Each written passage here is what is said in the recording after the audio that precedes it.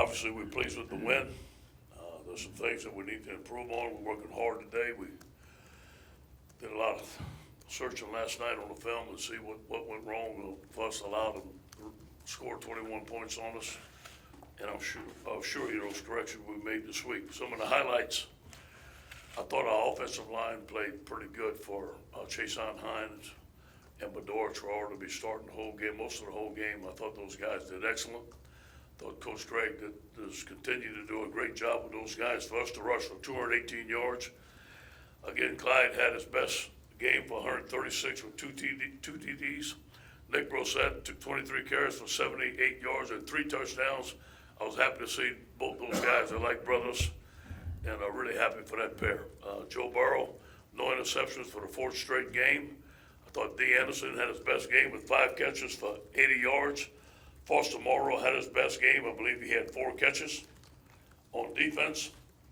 Jacob Phillips had 13 tackles, continued having a good year. Devin White, 11 tackles, 1 sack, 1 fumble recovery, 3 pass breakups. Special teams, 45.8 yard average on 5 punts, 3 inside the 20, 1 for 1 on field goals, and how about that, all 7 kickoffs went for touchbacks.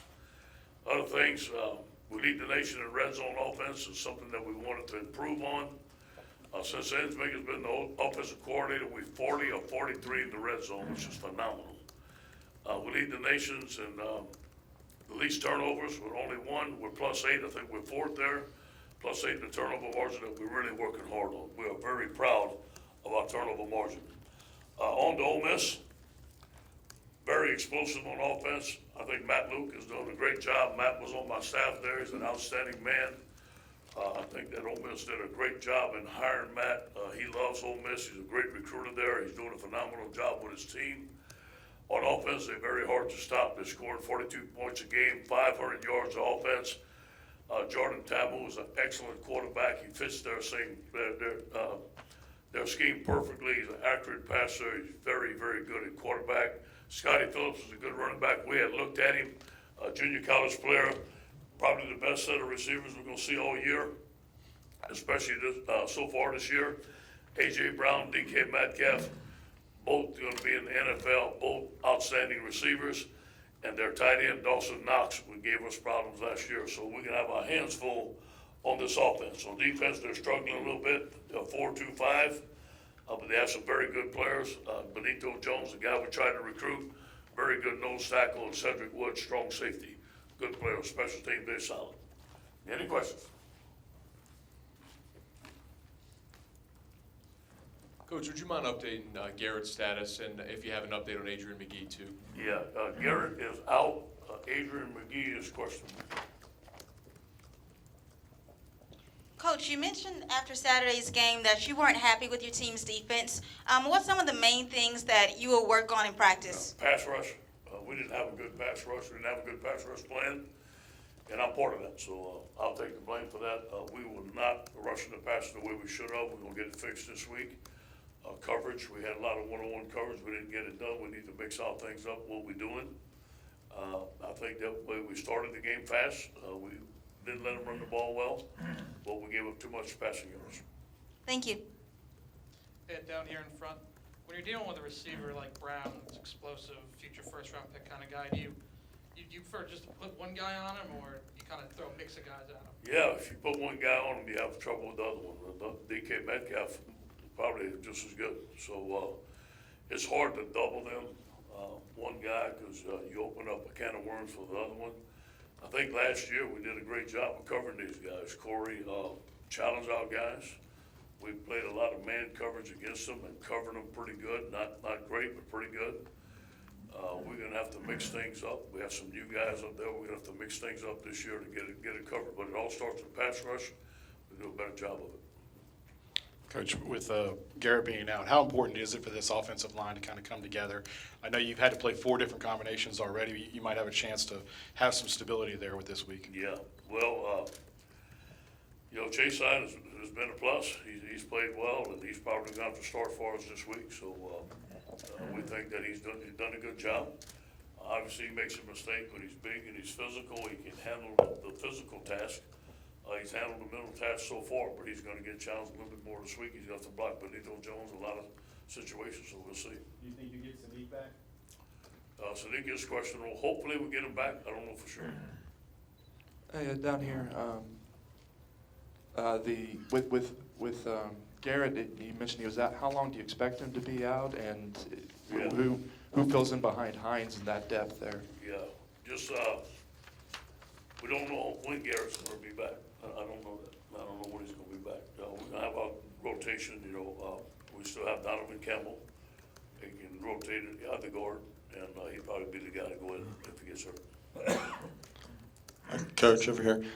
You mentioned the pass rush. That's partly on you. Obviously, you're a D-line guy. When you're retooling the defense a bit, as a defensive guy, where do you end and Coach Randa begin? How do you guys kind of partner up on that, and how does that relationship work? Always.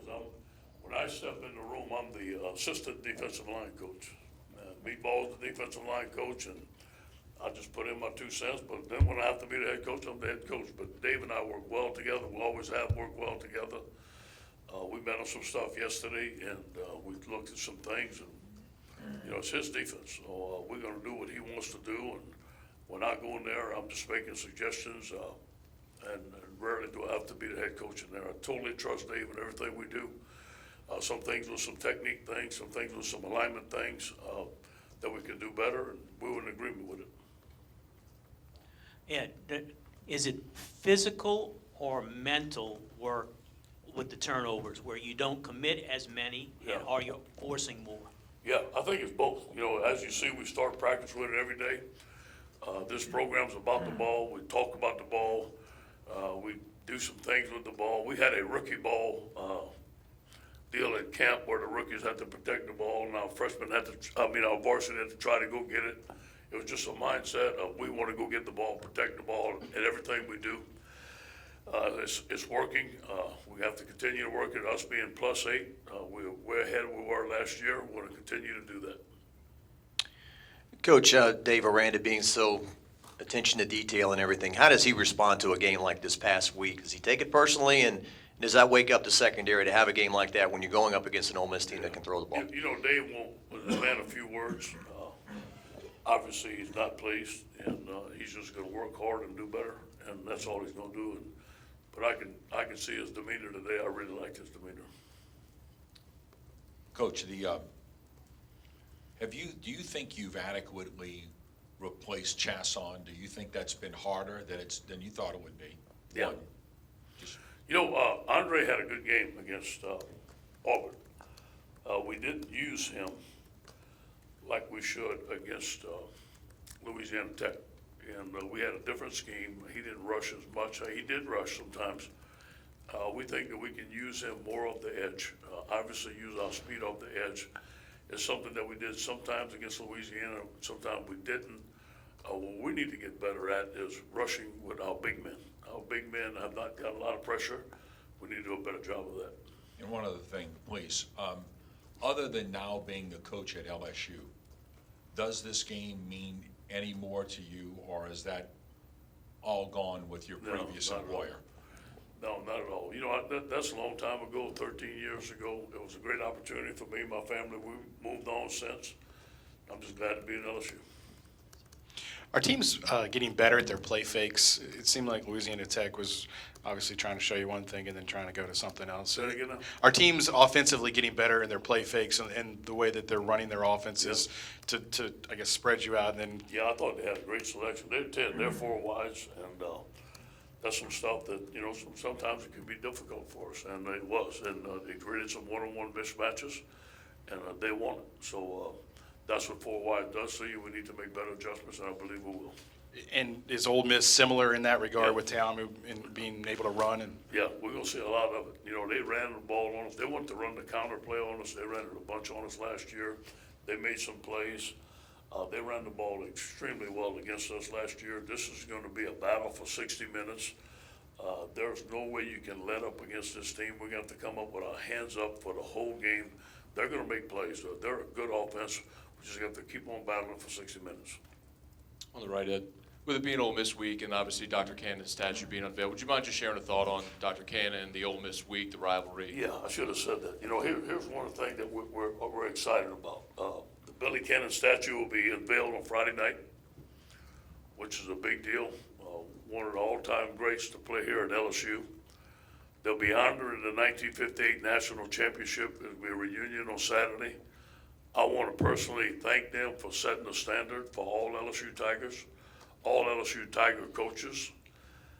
Obviously, those guys are icons in LSU history, and a lot of them are still around today, and a lot of them are very supportive of what I'm doing and the LSU Tigers. So this is a big deal. Obviously, his run that night is very historic, and you hear about it. We watch it. We talk to our recruits about it. This is just a great rivalry. It's going to be 8:15 at night, Tiger Stadium, LSU Ole Miss. What a great opportunity.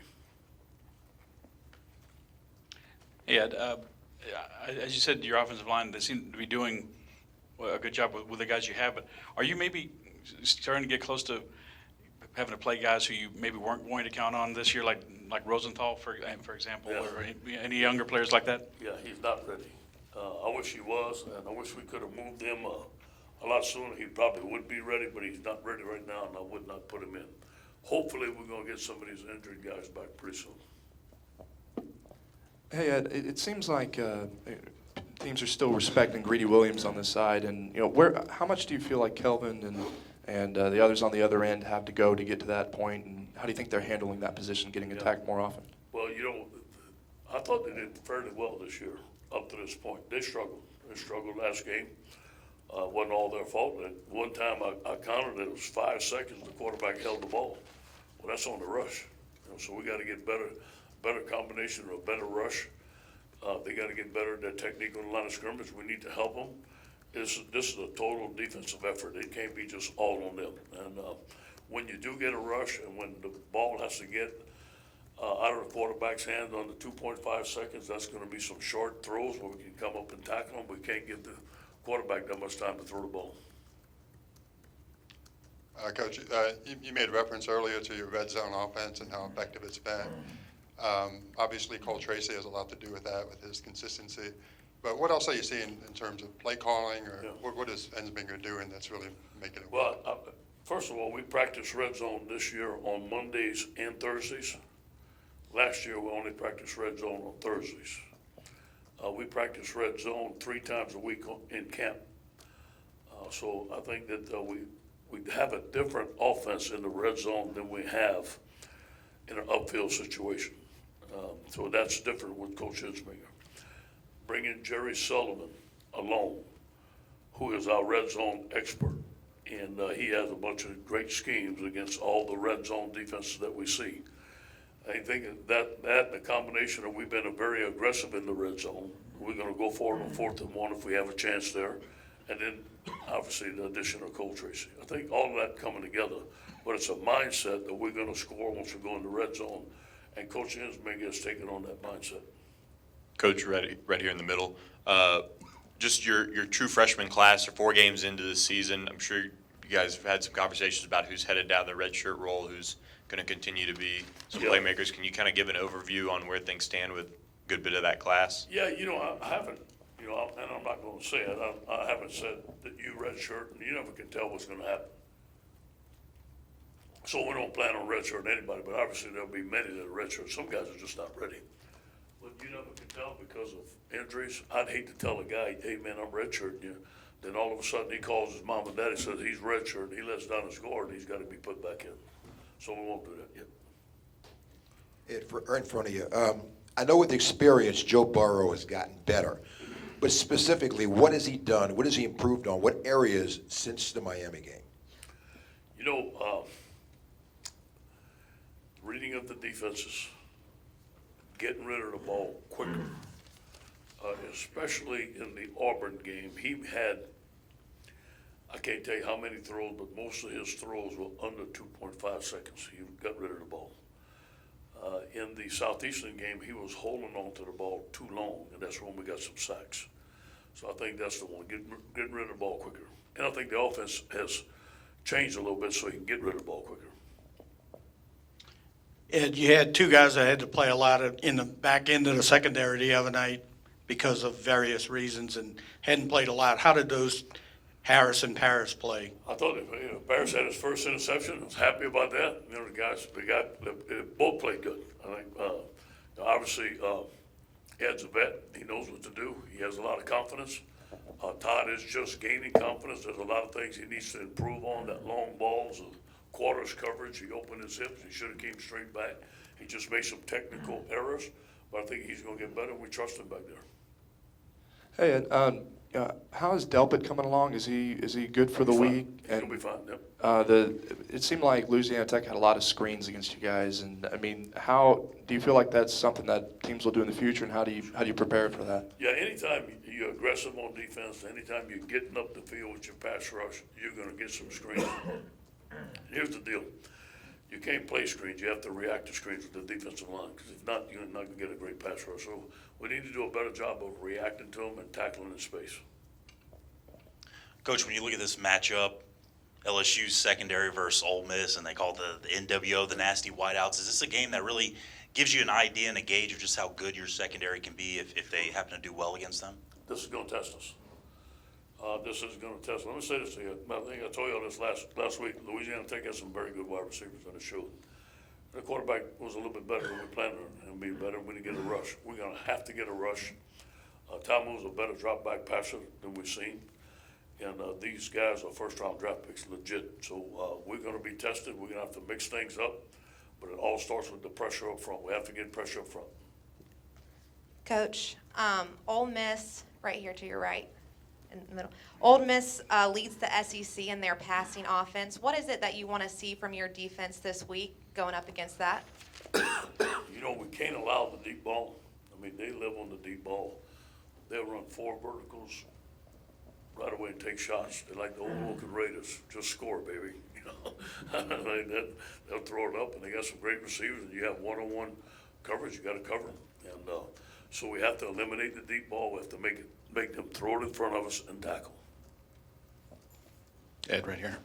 We talked a lot about D. Anderson after the game, and rightfully so. Just could you kind of go over that again with us, just the improvements that he's made, and probably your receivers seeing this as their receivers getting a lot of attention, and maybe they'd like to shine. Yeah, you know, D came in here with a lot of accolades. Obviously, I remember we're riding on junior day, and I think it was my first weekend here, and he says, Coach, here's one of the best receivers out of Texas. He's committed to us. I think that was his junior year. And Frank was really high on him. I think Frank had recruited him. And D came here, and I think he had some good games. And, you know, as we all do, we go through some maturity that we have to get done. And D has done a phenomenal job. And I'm proud of what he's done. D has, he goes to class, he attends his tutors. He's very respectful. He works hard in the weight room. He has garnered the respect of his teammates, and he's made plays. Right now, he's probably one of our go-to receivers, so we're proud of him. He's worked his way up. Nothing's been given to D. He's worked his way up. For that, we're most proud. Ed, on the right, there were 7 ranked teams that lost this past week. I know fans have certain perceptions of that, but I'm just curious as a coach, when you see a weekend like that in college football, how you react, and then also, do you talk about that with your team? I don't pay attention to it. I don't. I really don't. We don't pay attention to rankings. We don't pay attention if they say we're high, if we say we're low. That doesn't matter. That's not going to win a football game for us. Today's Tell the Truth Monday. We got to look at the things we do. We got to control what we can inside that room. It doesn't matter what goes on outside. Being a top 10 team, being a top 20 team doesn't win a football game for you. It doesn't lose a football game for you. It shouldn't. It's about the way you play and the way type of mindset you are. We have to remain hungry. We have to be a hungry football team. There's a lot of new starters on here. We have to remain humble, focus in on the task at hand, and I think we're going to do that through leadership. Coach, we're seeing a lot of, across college football, a lot of transfers at the quarterback position. Is there anything different from your perspective as a head coach of having a quarterback who's a transfer as opposed to one who's come up in your program for a couple years? Well, it can give you immediate help if you need it. I think that's a big-time advantage, and I think we did. It was a perfect example of needed immediate help, someone to come in and compete for the starting position. So I like the transfer rule. I think it's good when I get the good player, and when I lose a good player, I don't like it. Makes sense, but I think that you have to have the right guy. And Joe was the right guy with the right mindset. You know, he was raised in a football family. So he knows how to act in the locker room. He knows how to act in the weight room. When we're not around, he understands how to be a part of a football team. If you got a guy to come in that's a hot shot and he can't gain the respect of his teammates, it's not going to work very well. Coach, as you mentioned, you've been very efficient in the red zone, haven't turned the ball over. Yet, statistically at least, you're last in the SEC in total offense. Mm-hmm. Do you think as you move along into the meat of the league schedule that you will have to be a more explosive team, or do you think you can compete for an SEC West title playing the way you play offense now? No, I think we need to be more explosive. You know, we had 10 explosive plays last week, which is the most we've had this year, I believe. We're going to need to score more points. We're going to need to be more efficient. We need to throw the ball better, and we'll continue to work on that. We need to throw the ball better on first down. We need to be more efficient, not get behind the chains. But the problem we have is that we have such a change on the offensive line that everything comes down to protection. What protection can we use? What is the best protection to get the ball down the field? And we're limited in some of the things that we can do right now with all the injuries that we've had. So I think that plays a big part in it. Coach, you're entering a stretch of home games right in front of you, Coach, against big-name SEC teams and everything. Are you looking forward to Tiger Stadium, you know, maybe being a little more alive and being more of a home? I always look forward to Tiger Stadium. I thought the Tiger Walk was fantastic when we came down from Louisiana Tech. I do believe 8:15 at night versus Ole Miss, Billy Cannon, 58 championship is going to be alive. But you know what? When we get in the stadium, I always tell our team, big plays fuel emotion. It's up to us. They're going to be in there fired up, but it's up to us to play well, to do good for 60 minutes for them to get fired up. So I think it's a combination of both. Coach, you mentioned Jerry Sullivan with the red zone offense. Does he have a lot to do with the passing game as well? And is he more involved in that than, say, most wide receiver coaches, you think? You know, I think that he gives, Steve does it all, okay? And I got to give the credit to Steve. Now, Jerry comes up with some suggestions. Obviously, he has a lot of knowledge. They meet on it. Jerry suggests some stuff, but Steve puts it all together. It's good to have Jerry there, though. Coach, has time for one more. Hey, you mentioned that you know, some of the offensive lines have kind of prevented y'all from a few things. You're limited, and some of the defensive things that have happened have limited you a little bit there. I mean, just as the season progresses and some of those people come back, do you think there's a point where you reach your potential, and is that still something people haven't seen yet? I don't know. I just don't know that. I just know that we have some strengths and we have some weaknesses. Now, I think that we have identified some strengths. We know that where we have some deficiencies, that we have to do a great job of coaching and a great job of doing the things that we can do with those players. And that's part of coaching, and that's what we plan on doing. Thanks, Coach. Thank you, guys.